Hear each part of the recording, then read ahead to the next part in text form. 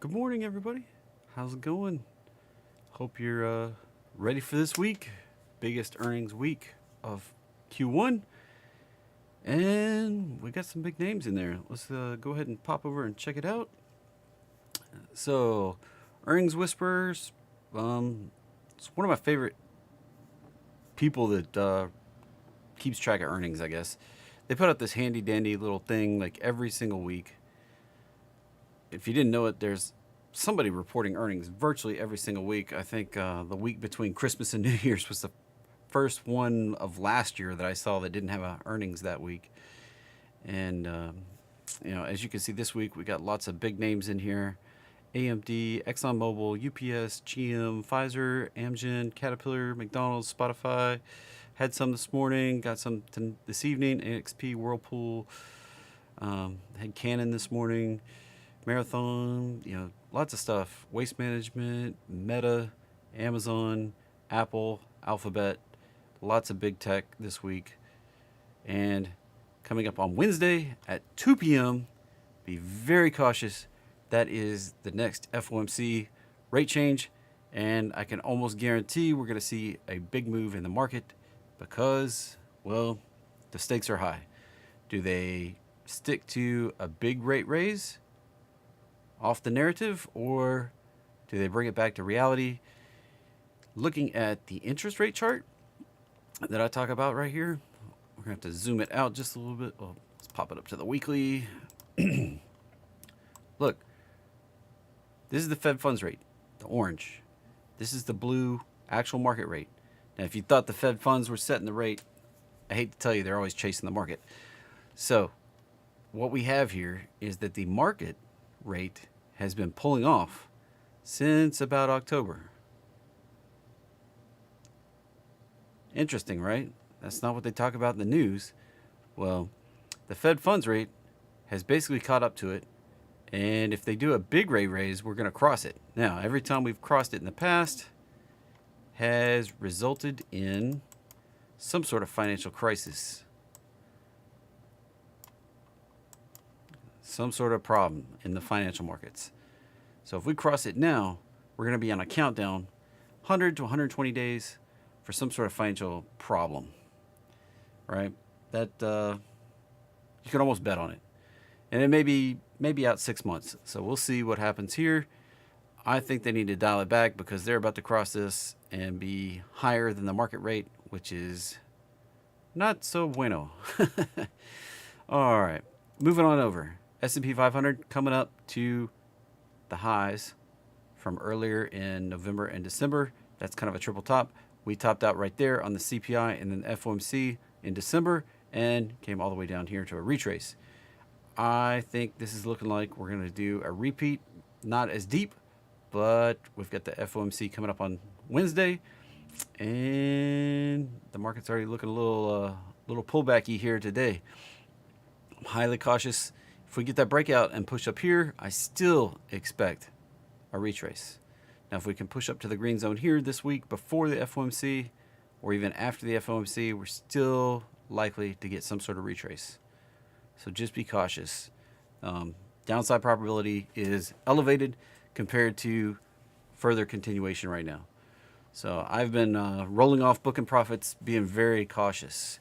Now, looking at ES, you can see it's already pulling back a little bit today. Came back, tested the top of the orange box here, and up just a hair off of that. You can see on the 15-minute chart here, poking down into it and easing up here. So I'm cautious. Looking at 30-minute, we're just stuck on the roadmap line. Can we bounce off of it, or do we push a little lower? I don't know. This is not very conclusive yet. And low volume on Sunday night and Monday. The markets do open at 6 p.m. on Sunday night, and they've been open, since then, since last night. So all three charts kind of looking very similar. ES, NQ holding above the roadmap on the 30-minute, and Russell down on the bottom side a little bit. Now, what's moving today? The question was asked Friday. I missed it. Where do I get the list of what's moving? I've been popping up stock twits right here, grabbing the trending list, and popping it in. And this is what's being talked about, not necessarily what's moving, but turns out some of these things are moving a little bit. Like look at LCID, getting some volatility. Looks like it had a big spike on Friday and just kind of closing down on Friday, popping up this morning, but that looks like continuation lower at this point. On the small time frame there, we can look even lower. Yeah, that's a lot of red 5-minute candles there.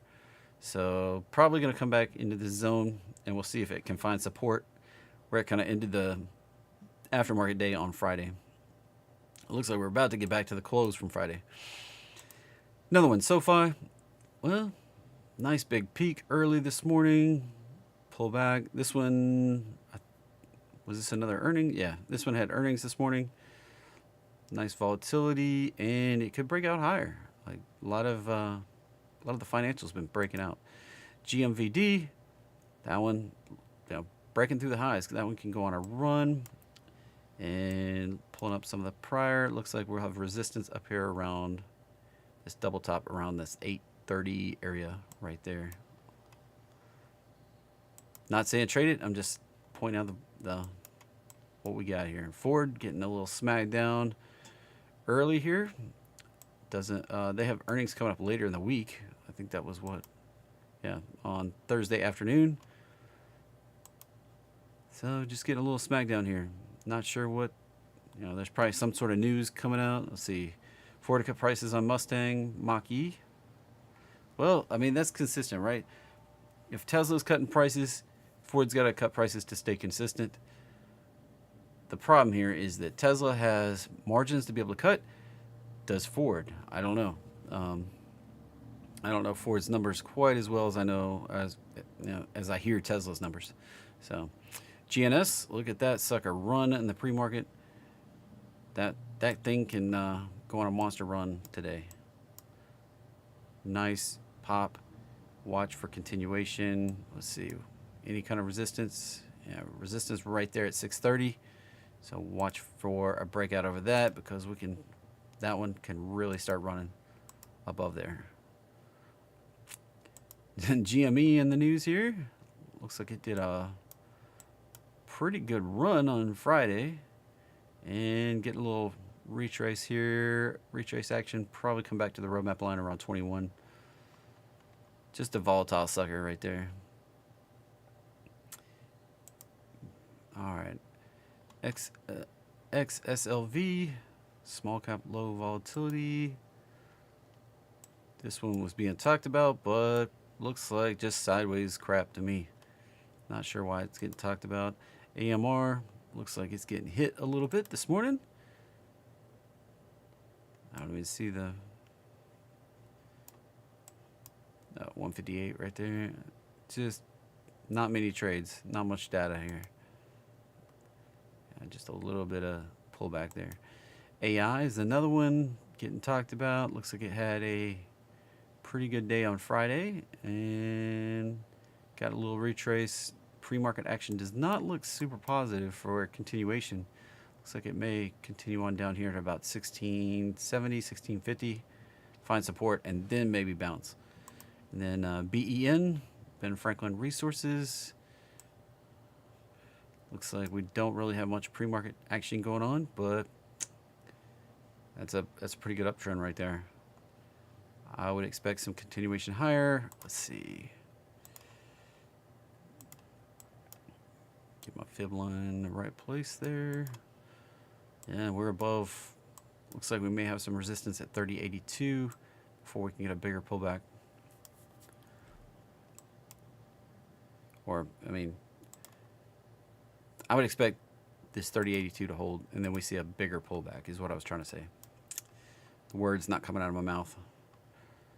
We get that bigger pullback, and it could come all the way down to the roadmap line, but kind of looking for a pullback like this one. Compare it right there. Yeah, could come. Yeah, look at that. Goes from that fib line back to this fib line. Find support there, which would be where it found resistance here, and then it can go higher again. Would look something like this, and the targets will be up here 31 or so.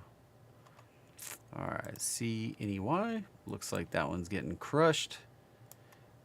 These last few AM, let's see, I think these last few I picked up off of the Stock Chameleon as just the biggest movers of the morning. That one looks like it's going down in a blaze of glory. Not very high priced.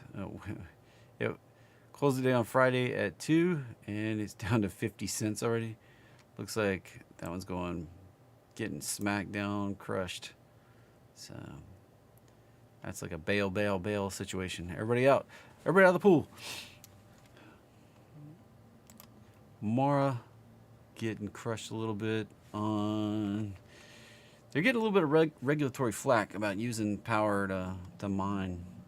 So can't really talk about it hugely unless we look at the Bitcoin.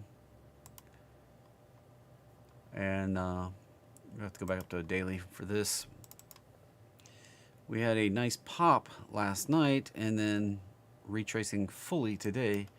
This thing is just kind of sat in this zone, slowly drifting higher for like 10 days, 12, 11 days now. We need a solid breakout up through 24,000 to get some continuation going. But this is looking kind of toppy and looking like we may see a retrace back down to this $20,000 area before we can really get going.